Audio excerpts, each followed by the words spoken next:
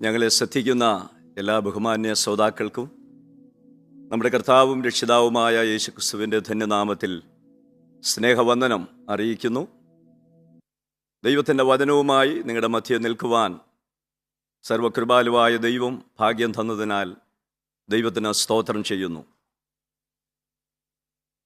പങ്കുവയ്ക്കലിനെ കുറിച്ച് ദൈവത്തിൻ്റെ വചനം പ്രതിപാദിക്കുന്ന ഈ ദിവസങ്ങളിൽ നമ്മുടെ ഇന്നത്തെ വചനധ്യാനത്തിന് ആധാരമായി അപ്പസ്തോല പ്രവർത്തികൾ 11-ാം അധ്യായം 19 മുതൽ 24 വരെയുള്ള ദൈവവചനമാണ് ധ്യാനത്തിനായി തിരഞ്ഞെടുത്തിരിക്കുന്നത്. വിശുദ്ധ തിരുവെഴുത്തിൽ നിന്ന് വേദഭാഗം നമ്മുടെ ശ്രദ്ധയിലേക്ക് കൊണ്ടുവരാം. സ്തെഫാനോസ് നിമിത്തമുണ്ടായ ഉപദ്രവം ഹേതുവാൽ ചെതറിപ്പോയവർ യഹൂദന്മാരോടല്ലാതെ മറ്റാരോടും വചനം സംസാരിക്കാതെ ഫൊയ്നീക്യ, കുപ്രോസ്, അന്ത്യോക്യ എന്നീ പ്രദേശങ്ങളോളം സഞ്ചരിച്ചു. അവരിൽ ചിലർ കുപ്രോസ്കാരും കുറേനക്കാരുമായിരുന്നു. അവർ അന്ത്യോക്യയിൽ എത്തിയ ശേഷം യവനന്മാരോടും കർത്താവായ യേശുവിനെക്കുറിച്ചുള്ള സുവിശേഷം അറിയിച്ചു. കർത്താവിൻ്റെ കൈ അവരോടുകൂടെ ഉണ്ടായിരുന്നു. വലിയൊരു കൂട്ടം വിശ്വസിച്ച് കർത്താവിങ്കിലേക്ക് തിരിഞ്ഞു. അവരെക്കുറിച്ചുള്ള ഈ വർത്തമാനം യെരുശലേമിലെ സഭയുടെ ചെവിയിലെത്തിയപ്പോൾ അവർ ബർന്നബാസിനെ അന്ത്യോക്യയോളം പറഞ്ഞയച്ചു. അവൻ ചെന്ന് ദൈവകൃപ കണ്ട് സന്തോഷിച്ചു. എല്ലാവരും ഹൃദയനിർണയത്തോടെ കർത്താവിനോട് ചേർന്ന് നിൽപ്പാൻ തക്കവണ്ണം പ്രബോധിപ്പിച്ചു. അവൻ നല്ല മനുഷ്യനും പരിശുദ്ധാത്മാവിനാലും വിശ്വാസത്താലും നിറഞ്ഞവനുമായിരുന്നു. വളരെ പുരുഷാരം കർത്താവിനോട് ചേർന്നു. ദൈവ തിരുനാമം മഹത്വപ്പെടുമാറാകട്ടെ.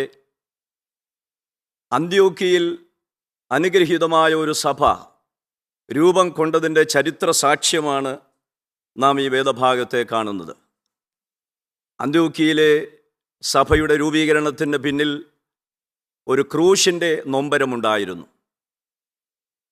അന്ത്യോക്യയിലേക്കുള്ള സുവിശേഷ ദൗത്യത്തിൻ്റെ പ്രയാണത്തിൽ സുപ്രധാനമായ 2 ഘട്ടങ്ങൾ ഇതിനു മുൻപ് നമുക്ക് കാണുവാൻ സാധിക്കും.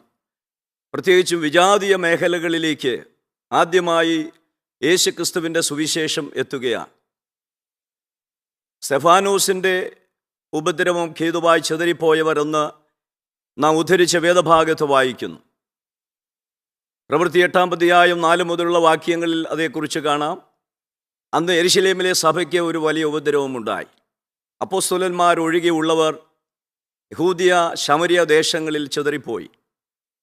അവിടെ വായിക്കുന്നു, ദൈവാത്മനിയോഗ്യതനായ ഫിലിപ്പോസ് ശമര്യയിലേക്കാണ് ദൈവവചനവുമായി പോയത്. ശമര്യക്കാര് പൂർണ്ണമായും വിജാതീയരല്ല, അവരൊരു സെമി ജ്യൂസാണ്, പാതി യഹൂദന്മാരെന്നൊക്കെ പറയാം. അതുകൊണ്ട് വിജാതീയ മേഖലയിലേക്കുള്ള ഒരു പൂർണ്ണമായ സുവിശേഷത്തിൻ്റെ കാൽവയ്പായിരുന്നില്ല ശമര്യയിലേത്. എന്നാൽ അവിടെ ദൈവപ്രവൃത്തികളുണ്ടായി, രോഗശാന്തികളുണ്ടായി, അനേക ഭൂതബാധിതർ വിടുവിക്കപ്പെട്ടു. ആ പട്ടണത്തിൽ വളരെ സന്തോഷമുണ്ടായി. വിജാതീയ മേഖലയിലേക്കുള്ള രണ്ടാമത്തെ ഒരു ചുവടുവയ്പ് നാം പ്രവൃത്തി പുസ്തകം 10-ാം അധ്യായത്തിലാണ് കാണുന്നത്. എന്നാൽ അത് സഭയുടെ ഒരു പൈനിയർ മിഷനായിരുന്നില്ല.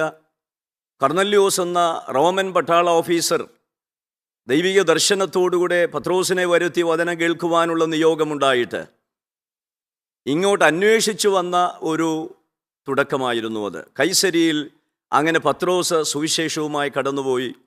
അവിടെയും പരിശുദ്ധാത്മ പകർച്ചയും ദൈവസഭയ്ക്ക് വളർച്ചയുടെ മുന്നേറ്റങ്ങളും ഉണ്ടായി. എന്നാൽ അന്ത്യോക്യയിൽ നാം 11-ാം അധ്യായത്തിൽ വരുമ്പോൾ കാണുന്നത് മറ്റൊരു ചിത്രമാണ്. അസലായി വിജാതീയ മേഖലയിൽ യഹൂദിയ അതിരുകൾക്ക് അപ്പുറത്തേക്ക് ആദ്യമായി ഇദംപ്രഥമമായി സുവിശേഷ ദൗത്യം എത്തിച്ചേരുന്ന ആദിമ ക്രിസ്തീയ സഭാചരിത്രത്തിലെ ഏറ്റവും തിളക്കമാർന്ന ഒരു നാഴികക്കല്ലാണ് നാം ഈ വേദഭാഗത്ത് കാണുന്നത്. സ്തെഫാനോസ് നിമിത്തം ഉണ്ടായ ഉപദ്രവം. സ്തെഫാനോസിൻ്റെ രക്തസാക്ഷിത്വത്തെക്കുറിച്ചാണ് പരിശുദ്ധാത്മാവ് അവിടെ രേഖപ്പെടുത്തുന്നത്. സ്തെഫാനോസ് എന്ന ദൈവപുരുഷൻ ദൈവത്തിൻ്റെ വചനം ഇസ്രായേലിൻ്റെ ചരിത്രത്തെ എടുത്ത് ഇഴകീറി വ്യാഖ്യാനിച്ചുകൊണ്ട് സംസാരിച്ച ഒരു സന്ദേശം നാം അപ്പോസ്തല പ്രവൃത്തി 7-ാം അധ്യായത്തിൽ കാണുന്നുണ്ട്. ന്യായാധിപ സംഘത്തിൻ്റെ മുൻപിൽ കുറ്റവിചാരണയ്ക്ക് വേണ്ടി നിർത്തപ്പെട്ട സ്തെഫാനോസ് 6-15 വാക്യത്തിൽ ഇങ്ങനെ വായിക്കുന്നു, ന്യായാധിപ സംഘത്തിൽ ഇരുന്നവരൊക്കെയും അവനെ ഉറ്റുനോക്കി അവൻ്റെ മുഖം ഒരു ദൈവദൂതൻ്റെ മുഖം പോലെ കണ്ടു. ഒരു ദൈവദൂതൻ്റെ മുഖം പോലെ സ്തേഫാനോസിൻ്റെ മുഖം വിളങ്ങുകയാണ്. അതേ തുടർന്ന് ഇസ്രായേലിൻ്റെ ചരിത്രത്തിലേക്ക് ഇറങ്ങി അവരുടെ അപജയങ്ങളുടെ കഥകൾ ഒന്നൊന്നായി സ്തേഫാനോസ് തൻ്റെ പ്രഭാഷണത്തിൽ വിവരിക്കുന്നുണ്ട്. ഒരു ഭാഗത്ത് ചരിത്രത്തെ വ്യാഖ്യാനിച്ചുകൊണ്ടും മറുഭാഗത്ത് യഹൂദിയ മതസമൂഹത്തിൻ്റെ ഇന്നത്തെ ആത്മീയ പാപ്പരത്വത്തെ ഇഴകീറിക്കൊണ്ടും സ്തേഫാനോസ് അവരോട് വളരെ നിരങ്കുശമായ ഭാഷയിൽ ദൈവത്തിൻ്റെ വചനം സംസാരിച്ചു. അതിൻ്റെ സമാപനത്തിലേക്ക് വരുമ്പോൾ 7-ാം അധ്യായത്തിൻ്റെ 51 മുതലുള്ള വേദഭാഗങ്ങളിൽ നാം വായിക്കുന്നു, ഷാഢ്യക്കാരും ഹൃദയത്തിനും ചെവിക്കും പരിച്ഛേദന ഇല്ലാത്തവരുമായുള്ളവരെ, നിങ്ങളുടെ പിതാക്കന്മാരെ പോലെ നിങ്ങളും എപ്പോഴും പരിശുദ്ധാത്മാവിനോട് മറുത്തു നിൽക്കുന്നു. പ്രവാചകന്മാരിൽ ഏവനെ നിങ്ങളുടെ പിതാക്കന്മാർ ഉപദ്രവിക്കാതെ ഇരുന്നിട്ടുള്ളൂ. നീതിമാനായവൻ്റെ വരവിനെക്കുറിച്ച് മുന്നറിയിച്ചവരെ അവർ കൊന്നുകളഞ്ഞു. അതുകൊണ്ട് ന്യായപ്രമാണം ദൈവദൂതന്മാരുടെ നിയോഗങ്ങളായി നിങ്ങൾ പ്രാപിച്ചുവെങ്കിലും അത് നിങ്ങൾ പ്രമാണിച്ചിട്ടില്ല. ഇത്യാദി ദൈവ സത്യങ്ങൾ അവരുടെ മുഖത്തേക്ക് നോക്കിക്കൊണ്ട് വിളിച്ചു പറയുമ്പോൾ ദൈവവചനത്തിൻ്റെ ആ വാഗ്ധോരണയ്ക്ക് മുൻപാകെ അവരുടെ പാപത്തിൻ്റെ വേരുകളെ തൊട്ടുകൊണ്ടുള്ള സ്തേഫാനോസിൻ്റെ കൃത്യമായിട്ടുള്ള ആ വാക്കുകളുടെ മുൻപിൽ ആ ജനം കാതുപൊത്തിക്കൊണ്ട് കല്ലുകളുമായി അവൻ്റെ നേരെ പാഞ്ഞെടുക്കുന്ന ചിത്രമാണ് കാണുന്നത്.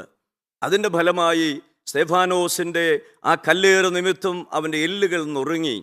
ആ ദൈവപുരുഷൻ്റെ രക്തത്തുള്ളികൾ അവിടെ വീണ് ചിതറുകയാണ്. എന്നാലും ആ ചിതറി വീണ രക്തത്തുള്ളികളിൽ നിന്നും രൂപം കൊണ്ട ഒരു അഗ്നിജ്വാല പ്രിയ സ്നേഹിതരെ ദേശങ്ങളിലേക്ക് പട്ടണങ്ങളിലേക്ക് പടർന്നു പിടിക്കുന്ന ഒരു ചിത്രമാണ് നാം പ്രവൃത്തി പുസ്തകം 7-ാം അധ്യായം മുതൽ കാണുന്നത്.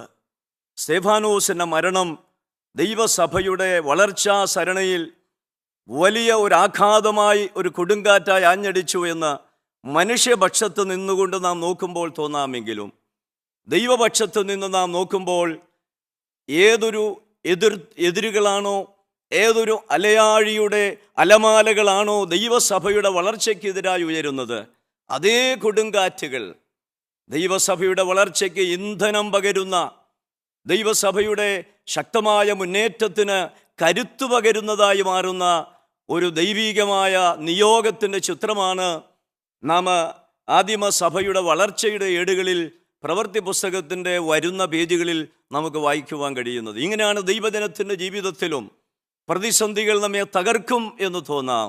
പക്ഷേ കഴുകനെക്കുറിച്ച് പറയാറുണ്ടല്ലോ, വലിയ അർത്ഥമായ ഒരു കൊടുങ്കാറ്റടിച്ചുയരുമ്പോൾ മറ്റെല്ലാ പക്ഷികളും കൂടുകളിൽ അഭയം തേടാൻ നോക്കുമ്പോൾ കഴുകൻ മാത്രം ആ കൊടുങ്കാറ്റിന് നേരെ തന്നെ ചിറകുകൾ വിടർത്തിപ്പിടിക്കുകയാണ്.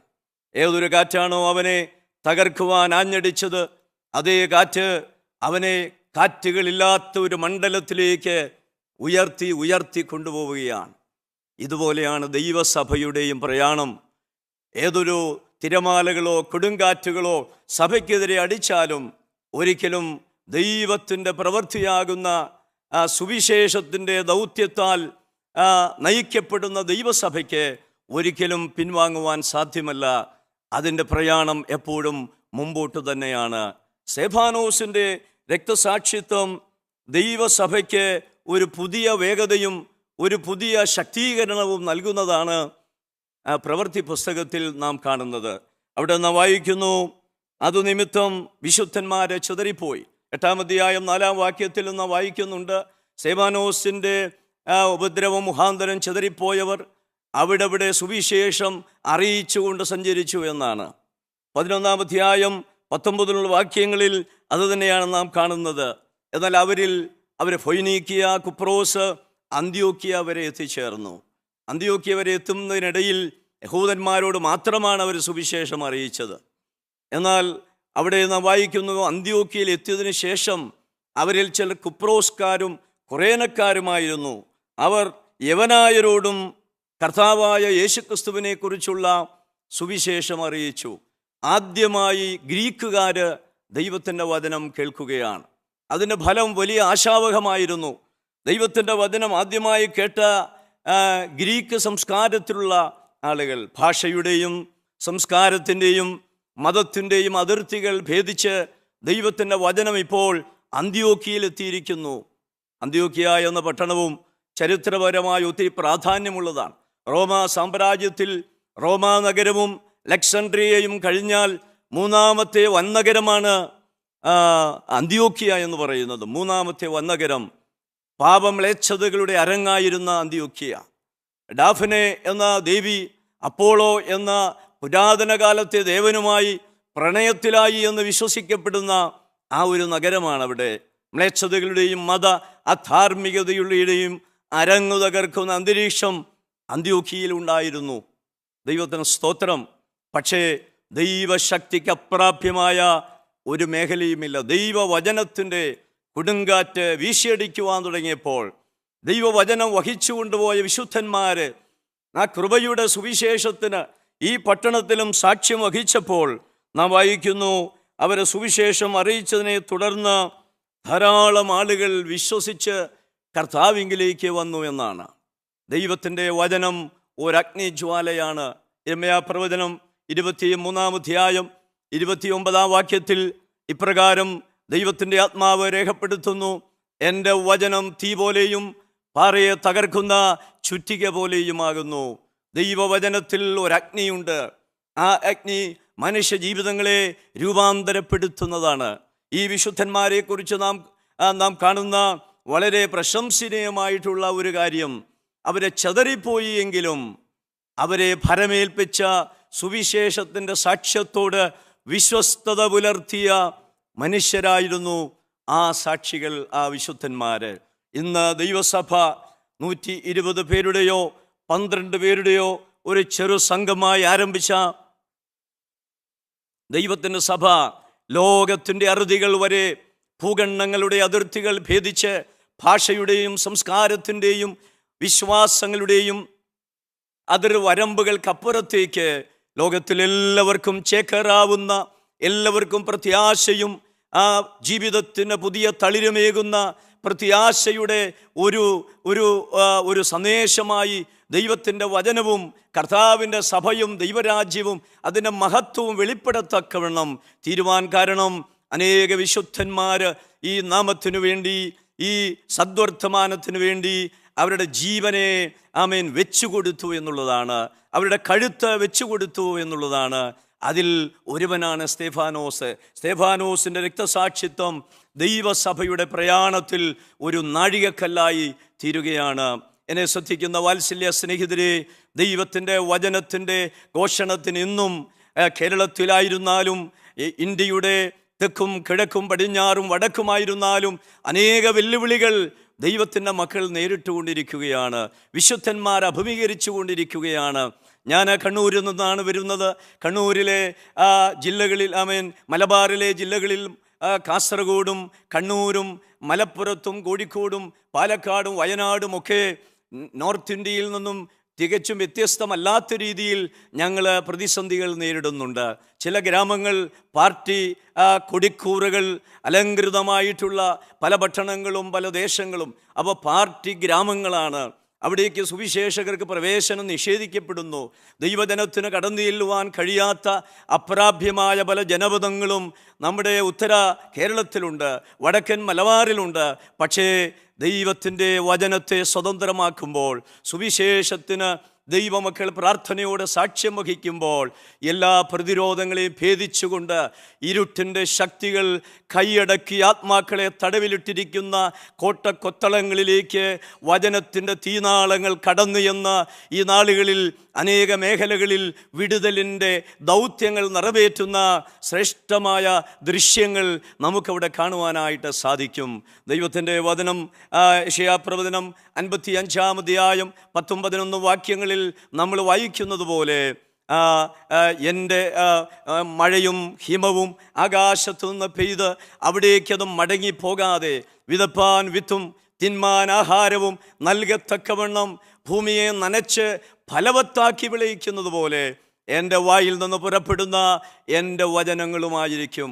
അത് വെറുതെ എൻ്റെ അടുക്കിലേക്ക് മടങ്ങി വരാതെ എൻ്റെ ഇഷ്ടമൊക്കെയും അത് നിറവേറ്റുകയും ഞാൻ അയച്ച കാര്യം സാധിപ്പിക്കുകയും ചെയ്യും. വാത്സല്യ സ്നേഹിതരെ, കർത്താവിൻ്റെ വചനത്തിൻ്റെ ഘോഷകരെ, മിഷണറിമാരെ, നമ്മുടെ ധൈര്യത്തിനായി ഇന്ന് പകൽ ഞാൻ ദൈവാത്മാവിൽ പറയട്ടെ, നമ്മെ ദൈവം ഒരു സാക്ഷ്യം ഭരമേൽപ്പിച്ചിട്ടുണ്ടെങ്കിൽ വിശ്വസ്തയോടെ നാം അതിന് സാക്ഷ്യം വഹിക്കുക. നാം ചെയ്യാനുള്ളത് ചെയ്യുമ്പോൾ അതിൻ്റെ ബാക്കി ദൈവത്തിൻ്റെ പരിശുദ്ധാത്മാവ് ചെയ്യുവാൻ വിശ്വസ്തനാണ്. അവിടെ നാം ഇങ്ങനെ വായിക്കുന്നു, 21 വാക്യത്തിൽ, കർത്താവായ യേശുക്രിസ്തുവിനെ കുറിച്ചുള്ള സുവിശേഷം അന്ത്യോക്യയിൽ കുപ്രോസ്കാരും കുറേനക്കാരുമായ ക്രിസ്തു ശിഷ്യന്മാർ പങ്കുവെച്ചപ്പോൾ ദൈവത്തിൻ്റെ ഒരു വലിയ ശക്തിയും നിയോഗവും അവരുടെ മേൽ വരികയാണ്. 21 വാക്യം പറയുന്നത്, കർത്താവിൻ്റെ കൈ അവരോട് കൂടെ ഉണ്ടായിരുന്നു. അതിൻ്റെ റിസൾട്ട് വലിയൊരു കൂട്ടം വിശ്വസിച്ച് കർത്താവിങ്കിലേക്ക് തിരിഞ്ഞു. ദൈവത്തിന് സ്തോത്രം. എസ്കേൽ പ്രവചനം 37-ാം അധ്യായം 1-ാം വാക്യത്തിൽ പ്രവാചകൻ പറയുന്നുണ്ട്, തൻ്റെ ഒരു അനുഭവം, യഹോവയുടെ കൈ എൻ്റെ മേൽ വന്നു, യഹോവയുടെ ആത്മാവിൽ എന്നെ പുറപ്പെടുവിച്ചു. അദ്ദേഹത്തെ പരിശുദ്ധാത്മാവ് കൊണ്ടുപോയത് അസ്ഥികൾ ഉണങ്ങി ചിതറിത്തെറിച്ച് കിടക്കുന്ന ഭയങ്കര ഭീകരമായ രൗദ്രമായ ഒരു കാഴ്ചയുള്ള ഒരു അസ്ഥി താഴ്വരയിലേക്കാണ്. എന്നാൽ പ്രതീക്ഷ നഷ്ടപ്പെട്ട ആ അസ്ഥി താഴ്വരയിലും, ഉണങ്ങി ചെതറിക്കിടന്ന അസ്ഥി താഴ്വരയിലും ദൈവത്തിന് തൻ്റെ ആത്മാവിന് ചില ചലനങ്ങൾ സൃഷ്ടിക്കുവാൻ കഴിഞ്ഞു. എവിടെ ദൈവത്തിൻ്റെ കൈ നിയോഗം ലഭിച്ച സാക്ഷികളുടെ മേൽ വരുമോ, അവിടെ മനുഷ്യ സങ്കല്പത്തിന് അതീതമായ അസാധാരണമായ സൂപ്പർ നാച്ചുറലായുള്ള ദൈവപ്രവർത്തികൾ സംഭവിക്കുന്നതിൻ്റെ സാക്ഷ്യമാണ് നമുക്ക് അന്ത്യോക്യയിലും കാണുവാനായി കഴിയുന്നത്. മ്ലേച്ഛതകളുടെ പട്ടണമായ അന്ത്യോക്യ, റോമൻ രാഷ്ട്രീയത്തിൻ്റെ പ്രതീകമായ അന്ത്യോക്യ, മത അധാർമികതയുടെ അരങ്ങായ അന്ത്യോക്യ എന്ന ദൈവത്തിൻ്റെ പരിശുദ്ധാത്മാവിൻ്റെ ചലനം അവിടെ വചനം പങ്കുവെച്ച സാക്ഷികളുടെ മേൽ വന്നപ്പോൾ ദൈവം അവരെ അധികാരപ്പെടുത്തി. അതിൻ്റെ ഫലമായി അനേക ഹൃദയങ്ങൾ വചനത്തിന് മുൻപിൽ നുറുങ്ങി, അനേക കവിളുകൾ കണ്ണുനീർ ചാലുകളായി മാറി. ദൈവകൃപയുടെ സുവിശേഷം ഏറ്റെടുക്കുവാൻ 100 കണക്കിന് ആളുകളെ ദൈവം ഒരുക്കിയതിൻ്റെ ഫലമായി അവിടെ ഒരു സഭ രൂപം കൊള്ളുകയാണ്. സഭാചരിത്രത്തിൽ എവിടെയൊക്കെ സഭകൾ രൂപം കൊണ്ടിട്ടുണ്ടോ അതിൻ്റെ എല്ലാം പിന്നിൽ ഒരു ക്രൂശിൻ്റെ നൊമ്പരം നമുക്ക് കാണുവാനായി സാധിക്കും. ദൈവപ്രവർത്തികളുടെ എല്ലാം പിന്നിൽ ക്രൂശിൻ്റെ ഒരു വേദനയുണ്ട്. അതുതന്നെയാണ് ഈ പാസേജ് സ്തെഫാനോസിൻ്റെ രക്തസാക്ഷിത്വത്തെക്കുറിച്ച് പറഞ്ഞുകൊണ്ട് ആരംഭിക്കുന്നത്. അന്ത്യോക്യയിലെ സഭയുടെ രൂപീകരണത്തിൻ്റെ പിന്നിലും ക്രൂശിൻ്റെ ഒരു നൊമ്പരമുണ്ടായിരുന്നു. എന്നാൽ ക്രൂശിൻ്റെ നൊമ്പരം ഒരിക്കലും വൃഥാവാകുകയില്ല. അതിനുവേണ്ടി ഇൻവെസ്റ്റ് ചെയ്യുന്ന ആ ജീവൻ, അതിനുവേണ്ടി ഇൻവെസ്റ്റ് ചെയ്യുന്ന വിയർപ്പ്, അതിനുവേണ്ടി നിക്ഷേപിക്കുന്ന പ്രാർത്ഥനകൾ, അതിനുവേണ്ടി ചെലവിടുന്ന പണം, അത് പലിശ സഹിതം തിരിച്ചു വരുന്ന ഒരു ചിത്രമാണ് നമുക്ക് ദൈവസഭയുടെ ചരിത്രത്തിൽ കാണുവാനായിട്ട് സാധിക്കുന്നത്. അന്ത്യോക്യയിൽ ഒരു ഉണർവ് പ്രസ്ഥാനം ആരംഭിക്കുകയാണ്. യെരുശലേമിലെ ദൈവസഭയ്ക്ക് ആഗോള മിഷണറി പ്രസ്ഥാനത്തിൻ്റെ യഥാർത്ഥ പിതൃത്വം അവകാശപ്പെടാൻ കഴിഞ്ഞില്ല. യെരുശലേമിലാണ് ദൈവസഭ ജന്മം കൊണ്ടത്. ദൈവസഭയുടെ ചരിത്രത്തിലെ ആദ്യത്തെ ഈറ്റില്ലം എന്ന് പറയുന്നത് യെരുശലേമാണ്.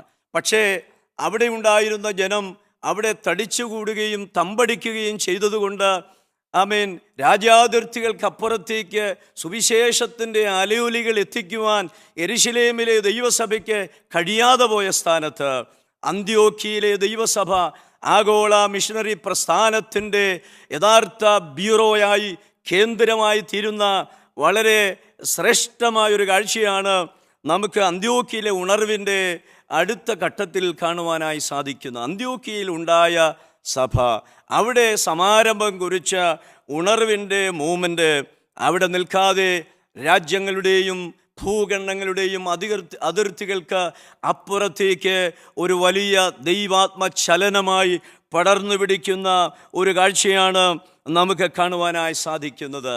ദൈവം തൻ്റെ മക്കളെ ഭരമേൽപ്പിച്ച ദൗത്യത്തിന് വിശ്വസ്തയോടുകൂടെ സാക്ഷ്യം വഹിപ്പാൻ ഒരു തലമുറ, ഒരു സഭ, ഒരു കൂട്ടം ദൈവജനം തയ്യാറായാൽ, ഞാൻ പറയട്ടെ, അതിൻ്റെ ബാക്കി ചെയ്യുന്നത് സർവശക്തനായ ദൈവമാണ്. എപ്പോഴാണ് മനുഷ്യൻ്റെ പ്രവൃത്തികളിലേക്ക് ദൈവത്തിൻ്റെ ആത്മാവ് കടന്നു വരുന്നത് എന്ന് നമുക്ക് പറയുവാൻ കഴിയത്തില്ല. എന്തായിരുന്നാലും ഒരു ഘട്ടത്തിൽ മാനുഷികമായ ആ ശുശ്രൂഷകളുടെ മേൽ ദൈവം തൻ്റെ മേൽക്കൈ ചെലുത്തുവാൻ ആരംഭിക്കുമ്പോൾ ശുശ്രൂഷയുടെ കെട്ടും മട്ടും മാറുന്ന ഒരു ശുഭകരമായ കാഴ്ചയാണ് പ്രവൃത്തി പുസ്തകം നമ്മുടെ മുൻപിൽ റിപ്പോർട്ട് ചെയ്യുന്നത്. ദൈവത്തിന് സ്തോത്രം. ആ ഭാഗത്ത് തുടർന്ന് നാം കാണുന്നത്, വലിയ പുരുഷാരം കർത്താവിങ്കിലേക്ക് തിരിഞ്ഞു. അവരെക്കുറിച്ചുള്ള ഈ വർത്തമാനം യെരുശലേമിലെ സഭയുടെ കാതുകളിൽ എത്തിയെന്നാണ്. സഭ ശരിയായി അതിനോട് പ്രതികരിച്ചു.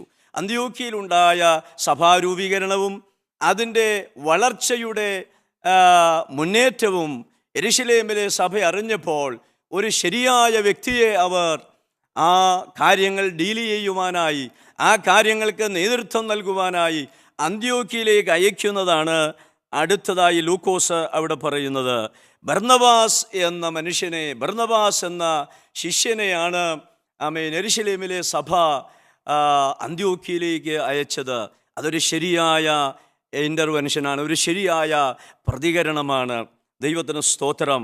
അന്ത്രയോസ് ബർന്നബാസിൻ്റെ പ്രത്യേകത യഹൂദിയ സംസ്കാരത്തിൻ്റെയും യവനായ സംസ്കാരത്തിൻ്റെയും ഒരു സങ്കലനമാണ്. ഇവയെ രണ്ടിനെയും സമന്വയിപ്പിച്ചുകൊണ്ട് അന്ത്യോക്യ പോലുള്ള തന്ത്രപ്രധാനമായ ഒരു കേന്ദ്രത്തിൽ ദൈവസഭയ്ക്ക് നേതൃത്വം നൽകുവാൻ എല്ലാം കൊണ്ടും യുക്തനായ ഒരു ആത്മീക നേതാവായിട്ടാണ് ബർന്നബാസിനെ പരിശുദ്ധാത്മാവ് ഇവിടെ അവതരിപ്പിക്കുന്നത്. 23-ാം വാക്യത്തിൽ പറയുന്നു, അവൻ ചെന്ന് ദൈവകൃപ കണ്ട് സന്തോഷിച്ചു. എല്ലാവരും ഹൃദയ നിർണയത്തോടെ കർത്താവിനോട് ചേർന്ന് നിൽക്കുവാൻ പ്രബോധിപ്പിച്ചു എന്നാണ് പറയുന്നത്. സ്തോത്രം. 24-ാം വാക്യത്തിൽ കാണുന്നത് പരിശുദ്ധാത്മാവ് ബർന്നബാസിനെ കുറിച്ച് പറയുന്ന സാക്ഷ്യമാണ്. അവൻ നല്ല മനുഷ്യനും പരിശുദ്ധാത്മാവിനാലും വിശ്വാസത്താലും നിറഞ്ഞവനുമായിരുന്നു. ദൈവത്തിന് സ്തോത്രം. അപ്പോസ്തല പ്രവർത്തികളുടെ ആ പുസ്തകത്തിൻ്റെ തന്നെ ഒരു പ്രത്യേകത അതിലെ കഥാപാത്രങ്ങളുടെ സജീവതയാണ്. വിശുദ്ധ അപ്പോസ്തല പ്രവർത്തികളിൽ അതൊരു ചരിത്ര പുസ്തകമാണെങ്കിലും ദൈവസഭയുടെ ആദിമ ക്രൈസ്തവ സമൂഹത്തിൻ്റെ ഇദംപ്രഥമമായ ആധികാരികമായ ചരിത്രരേഖയായിരിക്കുമ്പോൾ തന്നെ അപ്പോസ്തോലന്മാരുടെ ഒരു യാത്രാ ഡയറി അല്ല അപ്പോസ്തല പ്രവർത്തികൾ. പിന്നെയോ അവർ ചെന്നിടത്തൊക്കെയും ദൈവത്തിൻ്റെ വചനത്തിന് അതിതീവ്രമായ നിലയിൽ സമർപ്പണത്തോടെ സാക്ഷ്യം വഹിക്കുകയും ആ അഗ്നിജ്വാലകൾ ഒരു കാട്ടുതീ പോലെ പടരുകയും ഒരു കൊടുങ്കാറ്റായി തീരുകയും അത് ദേശങ്ങളെയും പട്ടണങ്ങളെയും ജനപദങ്ങളെയും ദൈവരാജ്യത്തോട് എഴുതി ചേർക്കുന്ന ഒരു ആർക്കും തടുത്തു നിർത്തുവാൻ കഴിയാത്ത അപ്രതിരോധ്യമായ ഒരു വലിയ ചലനമായി മുന്നേറ്റമായി തീർന്നതിൻ്റെ കഥകളാണ് നമുക്ക് അപ്പോസ്തല പ്രവൃത്തിയിൽ കാണുവാനായി കഴിയുന്നത്. അതിലും പ്രത്യേകതയുള്ളത് ബർന്നബാസിനെ പോലെയുള്ള ഒരു നല്ല മനുഷ്യൻ, ആത്മനിറവുള്ള മനുഷ്യൻ, വിശ്വാസത്തിൽ ധീരമായ ചുവടുവയ്പ്പുകൾ നടത്തുന്ന ഒരു വ്യക്തി അന്ത്യോക്യയിലെ സഭയുടെ നേതൃത്വത്തിലേക്ക് വന്നു. അവിടെ കൊണ്ട് കാര്യങ്ങൾ കഴിയുന്നില്ല. അതിൻ്റെ അടുത്ത ഭാഗത്ത് നാം വായിക്കുന്നത് ബർന്നബാസിന് അന്ത്യോക്യയിലെ ഉണർവ് പ്രസ്ഥാനത്തിൻ്റെ നേതൃത്വത്തിലേക്ക് വരുവാൻ ഒരു പദവി ലഭിച്ചപ്പോഴും അദ്ദേഹം ചെയ്ത ഒരു കാര്യമുണ്ട്. തൻ്റെ വ്യക്തിത്വത്തിൻ്റെ വൈശിഷ്ട്യത്തെ പരിശുദ്ധാത്മാവ് അവിടെ ഉയർത്തി കാണിക്കുന്നത് ആ അന്ത്യോക്യയിലെ ഉണർവിൻ്റെ നായകത്വം താൻ മാത്രമായി ഏറ്റെടുക്കാതെ അതിന് യുക്തനായ മറ്റൊരാളെ അന്വേഷിച്ച് തർസോസിലേക്ക് ബർന്നബാസ് പോവുകയാണ്. താൻ ഒരിക്കൽ അപ്പോസ്തലന്മാർക്ക് പരിചയപ്പെടുത്തിയ തർസോസുകാരനായ ശൗല്, ഗമാലിയേലിൻ്റെ പാദപീഠത്തിൽ ഇരുന്ന പിതാക്കന്മാരുടെ ന്യായപ്രമാണം സാംശീകരിച്ച ആ ശൗല് 8-9 വർഷമായിട്ട് അദ്ദേഹത്തെക്കുറിച്ച് ഒന്നും കേൾക്കാനില്ലായിരുന്നു. എന്നാൽ ഇപ്പോൾ ഇതാ ബർന്നബാസ് പോയി ശൗലിനെ കണ്ടെത്തി അദ്ദേഹത്തെയും കൂടി അന്ത്യോക്യയിലേക്ക് കൊണ്ടുവരികയാണ്. ഷെയറിങ് ലീഡർഷിപ്പ് എന്ന് പറയാം, അല്ലെങ്കിൽ പാർട്ട്ണർഷിപ്പ് ഇൻ മിഷൻ എന്ന് നമുക്ക് പറയാം. സുവിശേഷ ദൗത്യത്തിൽ നേതൃത്വത്തെ പങ്കുവയ്ക്കുന്ന ഒരു നല്ല സ്വഭാവം ബർന്നബാസിൽ നാം ഇവിടെ കാണുകയാണ്. തനിക്ക് വേണമെങ്കിൽ അപ്പോസ്തലന്മാർ നിയോഗിച്ചതനുസരിച്ച് അന്ത്യോക്യയിലെ സഭാപ്രവർത്തനങ്ങളുടെ പൂർണ്ണമായ സാരഥ്യം ഏറ്റെടുത്തുകൊണ്ട് അതിൻ്റെ പേറ്റന്റ് തനിക്ക് സ്വന്തമാക്കാമായിരുന്നു.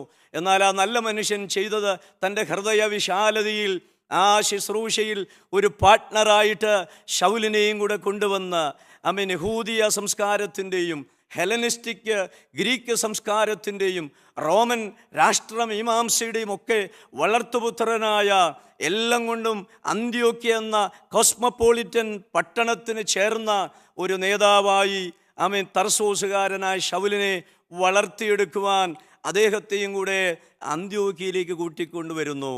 പിന്നീട് നാം കാണുന്നത് അവർ രണ്ടുപേരും കൂടെ ചേർന്ന് ആ സഭയെ പഠിപ്പിച്ചും വളർത്തിയും മുൻപോട്ട് പോകുന്ന ഒരു കാഴ്ചയാണ്. നാം ഇന്ന് ക്രിസ്തീയ മണ്ഡലത്തിൽ ഇതിനൊക്കെ അപവാദമായ കാര്യങ്ങളാണ് കാണുന്നത്. നേതൃത്വത്തിലേക്കെങ്ങാനും വരാൻ സാധ്യതയുള്ളവരുണ്ടെങ്കിൽ അവരുടെ കാല് വാരുകയോ അല്ലെങ്കിൽ പാലം വലിക്കുകയോ ഒക്കെ ചെയ്യുന്ന വിരുദ്ധമായ ആത്മാവിൻ്റെ പ്രവർത്തനങ്ങൾ നമുക്ക് കാണാൻ കഴിയും. എന്നാൽ നല്ല മനുഷ്യനും പരിശുദ്ധാത്മാവും വിശ്വാസവും നിറഞ്ഞ ബർന്നബാസിനെ നാം മാതൃകയാക്കേണ്ട കാര്യം നേതൃത്വത്തിൽ മറ്റുള്ളവരെയും വളർത്തിയെടുക്കുവാൻ, മറ്റുള്ളവരെയും ചേർത്ത് പിടിക്കുവാൻ. സുവിശേഷ വേല എന്നത് ഒരൊറ്റയാൾ മിഷനല്ല, അതൊരു പാർട്ട്ണർഷിപ്പിൻ്റെ ശുശ്രൂഷയാണ്, അതൊരു പങ്കാളിത്തത്തിൻ്റെ ശുശ്രൂഷയാണ്, ഷെയറിംഗ് ലീഡർഷിപ്പ്, പങ്കുവെക്കലിൻ്റെ നേതൃത്വമാണ്. അതാണ് അപ്പോസ്തല പ്രവൃത്തികൾ നമ്മുടെ മുൻപിൽ ഇന്ന് വയ്ക്കുന്ന ഒരു ചലഞ്ച് എന്ന് പറയുന്നത്. വേർപെട്ട ദൈവ സമൂഹങ്ങളുടെ മധ്യത്തിൽ അപ്പോസ്തല പ്രവൃത്തികളുടെ ഒരു പുനർവായനയിലേക്ക് നമ്മുടെ സഭാ സമൂഹങ്ങളും വിശേഷാൽ നേതൃനിരകളും മടങ്ങി വരേണ്ട സമയങ്ങൾ അതിക്രമിച്ചു എന്ന് ഇന്ന് പകൽ ഞാൻ പറയുവാൻ ആഗ്രഹിക്കുകയാണ്. എന്തുകൊണ്ടെന്നാൽ സുവിശേഷ വയൽ ഏതു കാലഘട്ടത്തിലേക്കാൾ ദൈവത്തിൻ്റെ ആത്മാവിൻ്റെ നിറവോടുകൂടിയുള്ള അതിശക്തമായ ശുശ്രൂഷകൾ ആവശ്യപ്പെടുന്ന ഒരു കാലഘട്ടത്തിലേക്ക് നാം വന്നിരിക്കുകയാണ്. വെള്ളത്തിന് പുറത്തേക്ക് ചാടിപ്പോയ മത്സ്യത്തെ പോലെ നമ്മുടെ ചുറ്റുമുള്ള ലോകം പ്രാണവായുവിന് വേണ്ടി പിടഞ്ഞ് അപേക്ഷിക്കുന്ന ഒരു സമയമാണ്. ആ പ്രാണവായു നിത്യജീവനാണ്. നിത്യജീവൻ്റെ പാതകളിലേക്ക് നമ്മുടെ സമൂഹത്തെ മടക്കിക്കൊണ്ടുവരുവാൻ സുവിശേഷത്തിൻ്റെ സാക്ഷികൾക്ക് മാത്രമേ സാധിക്കുകയുള്ളൂ. എന്നെയും നിങ്ങളെയും ദൈവം ഭരമേൽപ്പിച്ചിരിക്കുന്ന കൃപയുടെ സുവിശേഷം ഒരഗ്നിജ്വാലയാണ്. അതാണ് സ്തെഫാനോസിൻ്റെ വായിൽ നിന്ന് വചനങ്ങൾ പുറപ്പെട്ടപ്പോൾ നാം കാണുന്നു. അവൻ കല്ലേറുകൊണ്ട് എല്ലുകൾ ഒടിഞ്ഞ് തലയോട്ടി തകർന്ന് അതിദാരുണമായി കൊല്ലപ്പെട്ടപ്പോൾ ലോകം വിചാരിച്ചു, റോമൻ ശക്തിച്ചേരികൾ, യഹൂദ മതചേരികൾ വിചാരിച്ചു ഇത് സഭ പൂട്ടിക്കെട്ടുന്ന സമയമായി, ദൈവസഭയുടെ വളർച്ചയ്ക്ക് കർട്ടൻ വീഴുകയാണ്. എന്നാൽ നാം വായിക്കുന്ന മഹാനായ സഭാപിതാവ് തെർത്തുല്യൻ പറഞ്ഞതുപോലെ the blood of the martyrs is the seed of the church. ദൈവസഭയുടെ വിത്തായി മാറുന്നത് വിശുദ്ധന്മാരുടെ രക്തമാണ്, രക്തസാക്ഷികളുടെ രക്തമാണ്. ദൈവ നാമത്തിനു വേണ്ടി ഈ മണ്ണിൽ വീണ വിശുദ്ധന്മാരുടെ ഓരോ തുള്ളി ചോരയിൽ നിന്നും ആത്മാക്കളുടെ ജനനമാണ് നടന്നത്. അന്ത്യോക്യ സഭയുടെ രൂപീകരണത്തിൻ്റെ പിന്നിൽ ക്രൂശിൻ്റെ നൊമ്പരമുണ്ടെങ്കിൽ അതിനെ മഹത്വകരമായ വളർച്ചയുടെ ഒരു പുതിയ അധ്യായമായി ദൈവരാജ്യത്തിൻ്റെ ചരിത്രത്തിൽ എഴുതി ചേർക്കുവാൻ പരിശുദ്ധാത്മാവിന് കഴിഞ്ഞു എന്നുള്ളത് എത്രയും അധികം ഓർത്ത് ദൈവത്തിന് സ്തോത്രം ചെയ്യുവാൻ നമുക്ക് സഹായകമായ ഒരു ചരിത്രമാണ്. ദൈവത്തിന് സ്തോത്രം. എന്നെ ശ്രദ്ധിക്കുന്ന വാത്സല്യ പ്രിയപ്പെട്ടവരെ, ഒരു വല്ലാത്ത നാളുകളിൽ നാം വന്നിരിക്കുന്നു.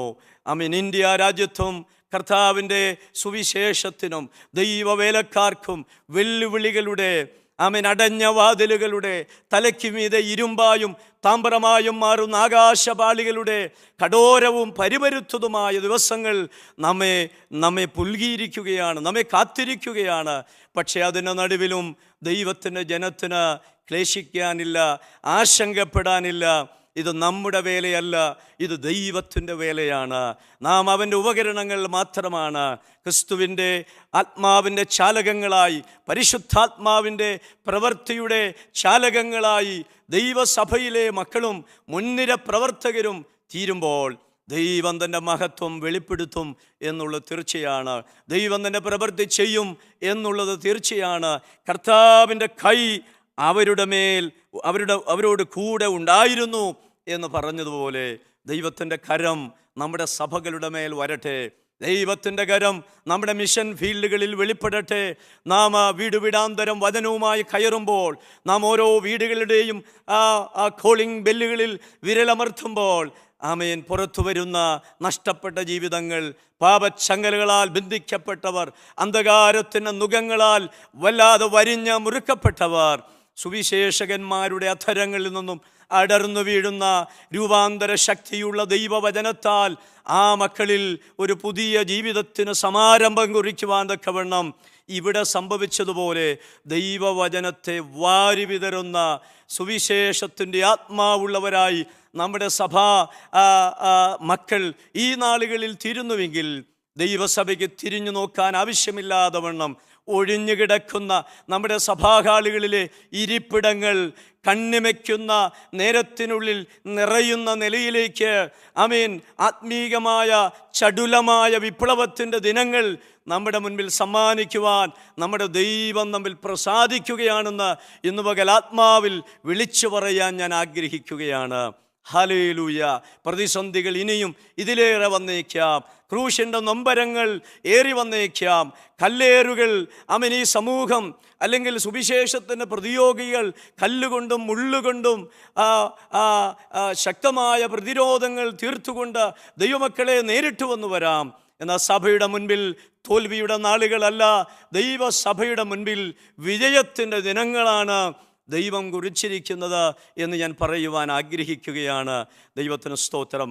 പവർ വിഷൻ മീഡിയയിലൂടെ ഇന്ന് രാജ്യങ്ങളുടെ അതിർത്തികൾക്കപ്പുറത്തേക്ക് ഈ സുവിശേഷത്തിൻ്റെ വീജികൾ എത്തുമ്പോൾ എത്രയോ തകർന്ന ജീവിതങ്ങളാണ് പണിയപ്പെടുന്നത്, എത്രയോ തകർന്ന കുടുംബങ്ങളാണ് കൂട്ടി ചേർക്കപ്പെടുന്നത്. ജീവിതത്തിൽ ആശയറ്റവരായി, ചിറകൊടിഞ്ഞവരായി, ഇനിയും ജീവിതത്തെക്കുറിച്ചുള്ള പ്രതീക്ഷകൾ ശേഷിക്കുന്നില്ല എന്ന് പറഞ്ഞ് എല്ലാറ്റിൽ നിന്ന് സുല്ലിടുവാൻ ആഗ്രഹിക്കുന്ന ആളുകളുടെ അടുക്കിലേക്ക് ദൈവത്തിൻ്റെ വചനം ഈ മീഡിയയിലൂടെ ചെല്ലുന്നിടത്തും നമുക്ക് ലഭിക്കുന്ന ഓരോ റിപ്പോർട്ടുകളും സൂചിപ്പിക്കുന്നത് ഇനിയും ജീവിതത്തിൽ പ്രത്യാശയ്ക്ക് വകയുണ്ട്. അവിടെ വ്യാപരിക്കുന്നത് വിടിവിക്കുന്ന ദൈവവചനമാണ്, സൗഖ്യമാക്കുന്ന ദൈവവചനമാണ്. ദൈവത്തിന് സ്തോത്രം. ഞാൻ എൻ്റെ വാക്കുകളെ ഇവിടെ ചുരുക്കുവാൻ ആഗ്രഹിക്കുന്നു. ആമേൻ. അപ്പോസ്തലനായ പൗലോസ്, പിന്നീട് പൗലോസായി തീർന്ന ആ ശൗലും ബർന്നബാസും കൂടെ, ആമേൻ, അന്ത്യോക്യയിലെ സഭയെ യുക്തമായ ഒരു മിഷണറി പ്രസ്ഥാനമായിട്ട് വളർത്തിയെടുത്തു. ആ പാസേജ് അവസാനിപ്പിക്കുന്ന ഭാഗത്ത് 26-ാം വാക്യത്തിൽ നാം വായിക്കുന്നത്, അന്ത്യോക്യയിൽ വെച്ച് ക്രിസ്തുവിൻ്റെ ശിഷ്യന്മാർക്ക് ക്രിസ്ത്യാനികൾ എന്ന പേരുണ്ടായി എന്നാണ്. എന്ന് പറഞ്ഞാൽ ദൈവസഭയ്ക്ക് ആഗോളതലത്തിൽ മേൽവിലാസം ഉണ്ടാക്കിക്കൊടുത്ത ഒരു സഭയായി അന്ത്യോക്യയിലെ സഭ തീർന്നു എന്നുള്ളതാണ്. എന്നും അവർ അറിയപ്പെടുന്നത് ക്രിസ്ത്യൻസ് എന്നാണ്. യേശുവിനെ അനുഗമിച്ച, ദൈവവചനത്താൽ ജീവിതത്തിൽ രൂപാന്തരപ്പെട്ട വിശുദ്ധന്മാരുടെ സമൂഹം, ക്രിസ്തു ശിഷ്യന്മാരുടെ നിരകൾ ഇന്ന് ലോകത്തിലെല്ലാം അറിയപ്പെടുന്നത് ക്രിസ്ത്യാനികൾ എന്ന പേരിലാണെങ്കിൽ അതിൻ്റെ തുടക്കം അന്ത്യോക്യയിൽ വെച്ചാണ്. അതുകൊണ്ടാണ് ഞാൻ പറഞ്ഞത്, യെരുശലേമിലെ സഭയാണ് തുടക്കക്കാരെങ്കിലും ആഗോള മിഷൻ മൂവ്മെൻറ്റിന് സാരഥികളാകാനുള്ള ഭാഗ്യം അവർക്കുണ്ടായില്ല. ബർന്നബാസിനെ പോലെ ഉദാരമതികളും ഹൃദയവിശാലതയുള്ളവരും ദൈവസ്നേഹത്താൽ ചലിച്ചവരുമായ നേതൃനിരകൾ അന്ത്യോക്യയിലേക്ക് വന്നപ്പോൾ അവിടെയുള്ള ദൈവജനവും അതിനനുസരിച്ച് ചുവടുവെച്ചപ്പോൾ ദൈവം ആ സഭയെ ആഗോള മിഷൻ മൂവ്മെൻറ്റിൻ്റെ സാരഥ്യത്തിലേക്ക് ഉയർത്തുവാനിടയായി. മലങ്കരയിലെ സഭകൾ, നമ്മുടെ കേരള സംസ്ഥാനത്തിലെ സഭകൾ ആഗോള മിഷൻ പ്രസ്ഥാനങ്ങളുടെ സാരഥികളായി തീരേണ്ടവരാണ്. ഇന്ത്യയുടെ എല്ലാ സംസ്ഥാനങ്ങളിലേക്കും മിഷണറിമാരെ അയക്കുവാൻ നമ്മുടെ കേരളത്തിലെ അനേക സഭകൾക്ക് കഴിഞ്ഞിട്ടുണ്ട്. എന്നാൽ ഒട്ടൊട്ട് ഈ കാലങ്ങളിൽ അത് കുറഞ്ഞു വന്നിരിക്കുന്നു. വീണ്ടും ആ നല്ല ദിവസങ്ങൾ നമുക്ക് മടക്കി തിരിച്ചു പിടിക്കേണ്ടിയിരിക്കുന്നു. ബർന്നബാസിനെ പോലെയുള്ള, പൗലോസിനെ പോലെയുള്ള നേതാക്കന്മാർ സഭയ്ക്കുണ്ടാകേണ്ടിയിരിക്കുന്നു. ഒരൊറ്റൊരു വാക്കും കൂടെ പറഞ്ഞ് ഞാൻ എൻ്റെ ചിന്തകൾ അവിടെ അവസാനിപ്പിക്കാം. അന്ത്യോക്യയിലെ സഭയ്ക്ക് എല്ലാ കാലഘട്ടങ്ങളിലും വെച്ച് ഏറ്റവും നല്ല പാസ്റ്റർമാരെയാണ് അവർക്ക് ലഭിച്ചത്. അത് ശൗലും ബർന്നബാസുമാണ്. എന്നാൽ ആ സഭ സങ്കുചിതമായ മനസ്സുള്ളവരായിരുന്നില്ല. ഏതിൽ കാലങ്ങളിലെയും ഏറ്റവും ഉത്തമരായ ദൈവദാസന്മാരെ അവർക്ക് ലഭിച്ചപ്പോഴും ആ സഭ ചെയ്ത കാര്യം അവരെ രാജ്യാന്തര മിഷണറിമാരായിട്ട് അയക്കുവാൻ ആ സഭ ഉപവസിച്ച് പ്രാർത്ഥിച്ച് അവർക്ക് വേണ്ടി പ്രാർത്ഥിച്ച് അവരെ മിഷണറിമാരായി അയച്ചുവെന്നാണ് പറയുന്നത്.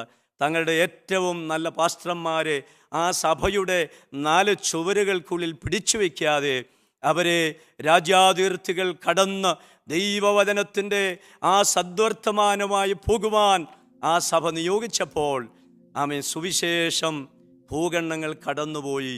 അതാണ് ഇന്ന് ലോകത്തിൽ ദൈവസഭ വളരെ പ്രത്യാശോന്മുഖമായ ഒരു പച്ചത്തുരുത്തായി മരുഭൂമി സമാനമായ ഈ ലോകത്തിൽ ദൈവ സഭ എന്ന് പ്രത്യാശയുടെ ദീപങ്ങൾ ഉയർത്തുന്നത്. എന്നെ ശ്രദ്ധിക്കുന്ന ദൈവജനമേ, നമ്മുടെ സഭയ്ക്ക് വേണ്ടി നമുക്ക് പ്രാർത്ഥിക്കാം. നമ്മുടെ മിഷൻ മൂവ്മെൻറ്റുകൾക്ക് വേണ്ടി നമുക്ക് പ്രാർത്ഥിക്കാം. ബർന്നബാസിനെ പോലെയുള്ള സ്വഭാവ ഉത്കൃഷ്ടതയുള്ള നേതൃനിരകൾ നമ്മുടെ സഭകൾക്കുണ്ടാകുവാൻ നമുക്ക് പ്രാർത്ഥിക്കാം. ദൈവവചനത്തിന് മുൻപാകെ ഒരു നിമിഷം നമ്മെ സമർപ്പിച്ചുകൊണ്ട് ഒരു വാക്ക് പ്രാർത്ഥിച്ച് ഈ സന്ദേശം പര്യവസാനിപ്പിക്കാം. ഞങ്ങളുടെ സ്വർഗീയ പിതാവേ, ഇന്ന് ഈ വചനം കേട്ടതിൻ്റെ ജനത്തിനായി സ്തോത്രം ചെയ്യുന്നു. അന്ത്യോക്യയിലെ സഭയുടെ ജന്മത്തിൻ്റെ പിന്നിൽ ക്രൂശിൻ്റെ നൊമ്പരമുണ്ടായിരുന്നു. അവിടെ ചെതറി വീണ ദൈവപുരുഷൻ്റെ രക്തത്തുള്ളികൾ അതിന് സാക്ഷ്യമാണ്. എന്നാൽ അവിടെ ദൈവസഭ ശക്തിയോടെ വെളിപ്പെട്ടു. ദൈവത്തിൻ്റെ കൈ അവരുടെ മേൽ വന്നപ്പോൾ ദൈവമഹത്വം അവിടെ വെളിപ്പെട്ടു. ഇന്ന് ദൈവസഭ ഞങ്ങളുടെ രാജ്യത്ത്, ഞങ്ങളുടെ രാജ്യത്തിൻ്റെ അതിർത്തികൾക്കും അപ്പുറത്തേക്ക് അതേ മഹത്വത്തോടെ ശക്തിയോടെ വെളിപ്പെടുവാൻ തിരുഹിതമാകണം. ഇന്ന് ഈ വചനം കേട്ടതിൻ്റെ ജനത്തിന് മേൽ അങ്ങയുടെ അനുഗ്രഹങ്ങൾ ചൊരിയണം. യേശു ക്രിസ്തുവിൻ്റെ ധന്യനാമത്തിൽ തന്നെ.